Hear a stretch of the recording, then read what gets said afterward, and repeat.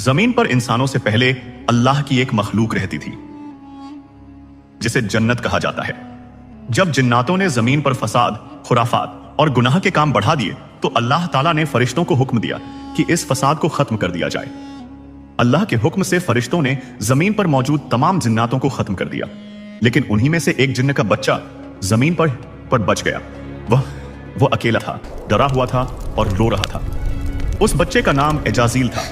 फरिश्तों ने उसका रोना सुना और अल्लाह की बारगाह में अर्ज किया, मौला, जिन्नात का एक बच्चा जमीन पर रो रहा है, आपका क्या हुक्म है? अल्लाह ताला ने फरिश्तों से फरमाया, इसे उठा लाओ और इसे तुम लोग तालीम दो।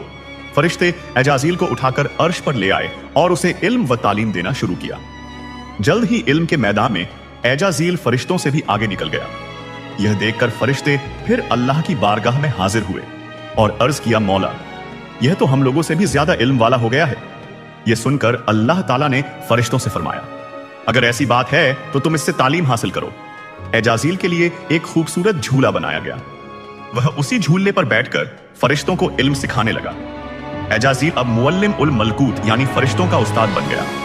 लेकिन अल्लाह की अता की हुई इज्जत पाकर एजाजील शुक्रगुजार बनने के बजाय घमंडी बन गया।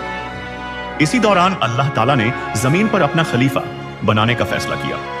खलीफा अव्वल यानी हजरत आदम अलैहिस्सलाम को वजूद में लाने के बाद अल्लाह ने फरिश्तों के साथ साथ एजाजील को भी हजरत आदम को सजदा करने का हुक्म दिया। फरिश्तों ने अल्लाह का हुक्म मानते हुए हजरत आदम को सजदा कर लिया, लेकिन एजाजील अपने इल्म और इबादत के घमंड में बोला, मैं आग से बना हूं और आदम मिट्टी से बना है। यह कहकर उसने अल्लाह के हुक्म का इनकार कर दिया। इसी नाफरमानी और तकब्बुर की वजह से अल्लाह ताला ने एजाजील को इब्लीस शैतान बनाकर अपनी बारगाह से निकाल दिया।